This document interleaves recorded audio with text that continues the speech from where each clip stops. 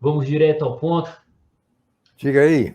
A gente tinha combinado de falar sobre os manuscritos, né, sobre os 5 principais manuscritos nessa live, e na próxima live de fevereiro a gente falar sobre alguns papiros. Existem alguns manuscritos para todos aqueles que conhecem, que estão aqui, que conhecem o Uyghur, conhecem o meu trabalho, sabe que dentro da visão da crítica textual do ponto de vista eclético, existem pelo menos 5 ou 6 manuscritos principais, esses que servem para a base da reconstrução do texto eclético, né, do Nestlé Aland, de quinta edição revisada. Sinaíticos, vaticanos, alexandrinos, infraimita, Beza, washingtonianos. Wilbur, qual seria a maior desvantagem dos sinaíticos, né? Qual que é o... Fale um pouco sobre o Códex Sinaíticos para nós, por favor.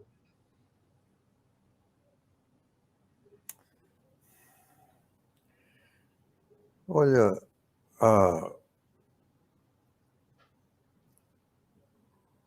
o sinaítico que você fala, então, é o Codex Aleph, né? Isso, Códex Aleph. Era lotado lá no Mosteiro de Santa Catarina, então Tischendorf levou para a Rússia e a Inglaterra comprou. Agora está na Biblioteca Nacional da Inglaterra, em Londres. Olha, a importância que tem esse manuscrito, bem como também o Vaticano e o Alexandrino, é que são praticamente bíblias inteiras, né? Quer dizer, trazem também a Septuaginta do Antigo Testamento, quer dizer, a Bíblia em grego, no caso. E, aliás, a Septuaginta que nós usamos, que está na mão de todo mundo, se baseia exatamente nesses 3 manuscritos. Nem sempre o pessoal entende que a Septuaginta, quer dizer, esses manuscritos foram feitos assim 300, 400 anos depois de Cristo. Então, é provável que a Septuaginta reflita, então, o Novo Testamento e não o contrário, como o mundo acadêmico eu gosto de dizer. Mas o Codex Aleph é uma peça estranha, na verdade, porque é de péssima qualidade, no meu ponto de vista. Mesmo assim, do outro lado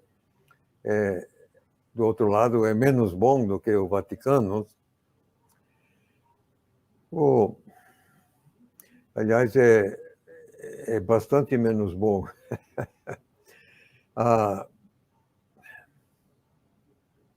Através dos séculos, nada menos que 10 pessoas diferentes, isso se sabe pela mão, o tipo de grafia e também a tinta diferente, tentaram corrigir assim os milhares de erros que o Codex Aleph contém.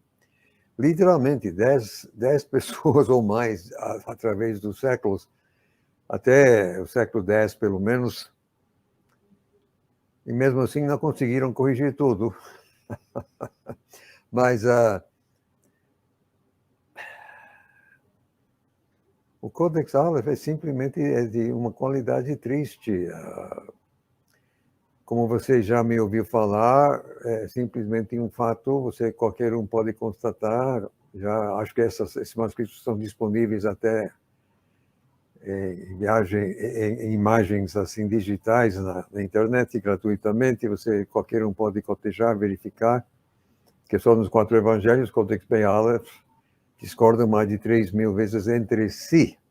Isso sem contar diferenças em grafia e tais coisas. É coisa maior mesmo. Então, arbitrariamente, vamos dizer que quando, deixando de lado, às vezes, que todos os dois estão errados, mas mais de 3.000 vezes que ficam batendo entre si, vamos dizer que Codex Aleph tem 2.000 erros e Codex B só tem 1.000.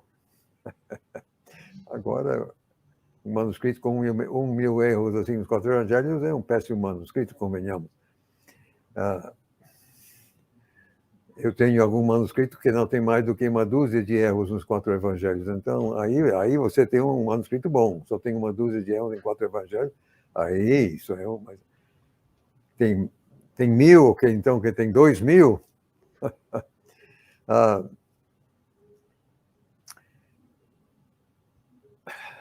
É uma coisa... O Hort, John Penton Anthony Hort, valorizou muito o Codex Aleph, porque, além de ser mais ou menos tão antigo quanto o Codex B, são ambos colocados no século IV, isso é arbitrário, não tem como provar isso, mas deixa para lá. Por uma questão de dar prioridade ao Codex B, o pessoal sempre coloca Codex Aleph um pouco mais recente, assim, 25 anos mais recente, uma coisa assim, só para proteger Codex B, deixa para lá também. Mas o fato cruel é que Codex Aleph, bem como Codex B, são tão ruins que ninguém quis copiar. Para que gastar, assim, jogar fora pergaminho? Pergaminho era caro, couro, né?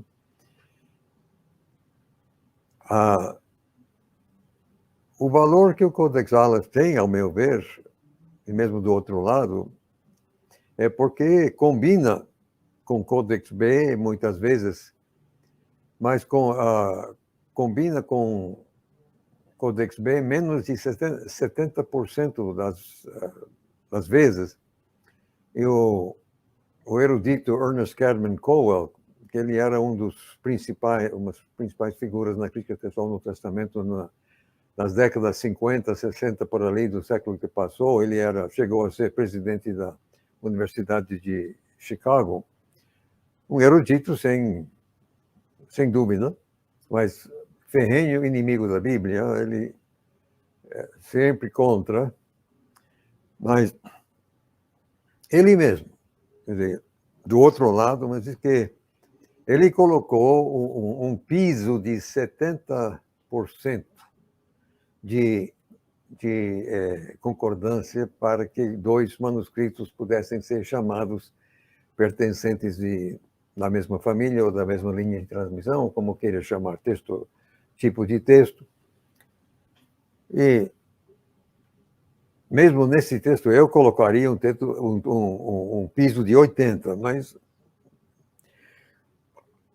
aceitando o teto do outro lado, 70, mas nem por isso, quer dizer, nem por isso Aleph e B fazem parte do mesmo tipo, que não chegam a 70% de concordância.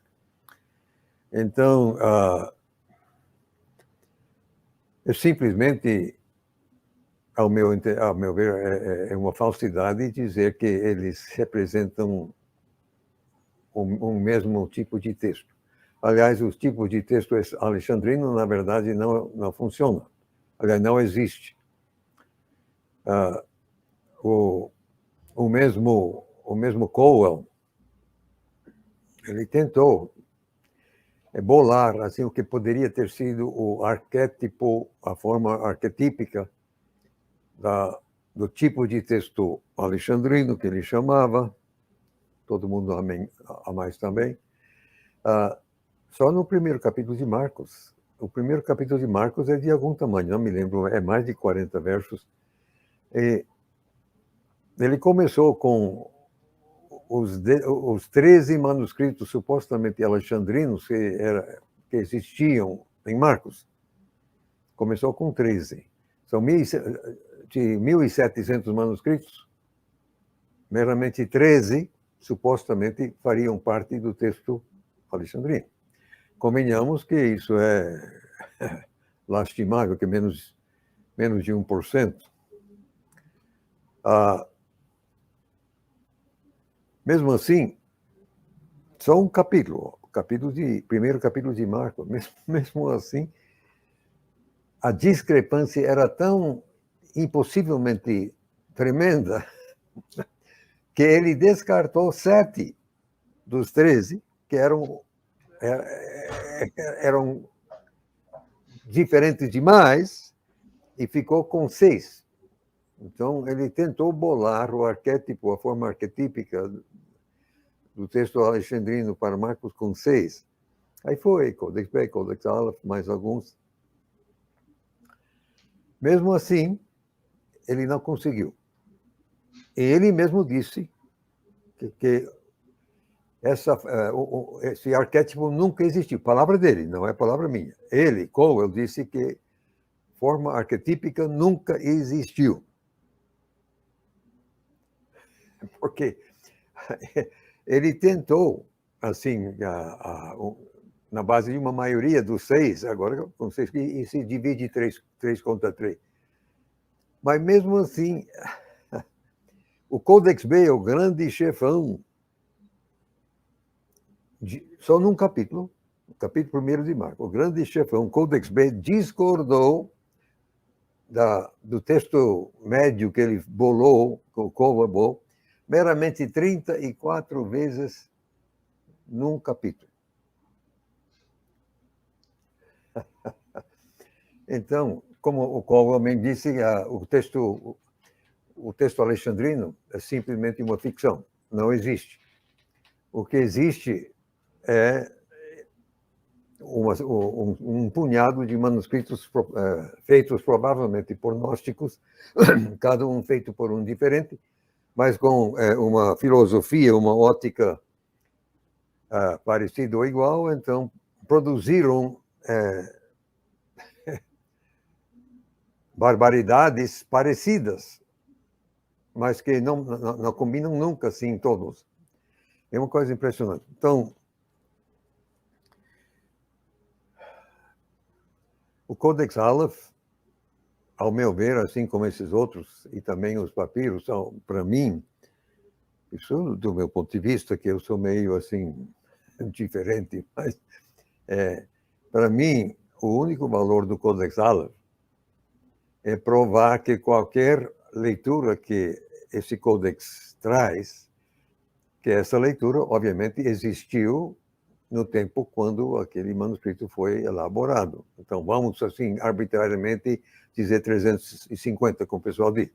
Tá, bom, 350, vá. Então, qualquer leitura, qualquer variante que a Codex Aleph tem, então, existiu no ano 350. Óbvio. Pacífico. É o único valor que eu dou a esse manuscrito. Também os outros, os papiros. Para mim, o único valor que eles têm é provar que qualquer leitura que eles têm existia fatalmente quando o manuscrito foi produzido. Não tem como negar isso, óbvio. Então, eu utilizo esses manuscritos exatamente dessa forma, para provar que a leitura X existiu no ano 350, existiu no ano 300, no caso dos papiros 75 ou 66, no ano 200. Isso já é alguma coisa. Quer dizer, se você pode provar que uma certa variante, uma certa leitura existiu no ano 200, ora, então existiu no ano 200. Então, você já está chegando perto da fonte. Só isso. Perfeito. Se eu não me engano, o Codex Sinaíticos, ele traz também a cópia da Epístola de Barnabé, né? Se eu não me engano, né? Sim. Eles trazem os livros que nós chamamos de apócrifos, que a Igreja Romana chama de deuterocanônicos. Sim. Esses grandes e lindos manuscritos assim da Septuaginta trazem também esses livros. É de lá, aliás, que vem, que no texto hebraico nunca existiu isso. O texto hebraico nunca teve esses livros deuterocanônicos que a romana chama, nós chamamos de apócrifos. Não tá. Só exatamente na Septuaginta e nesses manuscritos que vêm do Egito, da Alexandria. Sim. Se eu não me engano, a Epístola de Barnabé, ela era tida como, não é como lenda, né? Havia menção, citação dela dentre os pais da igreja, mas quando só foi ter certeza que ela existiu quando achou os Sinaíticos, né? Achou os Sinaíticos, aí estava lá a Epístola de Barnabé junto. Perfeito.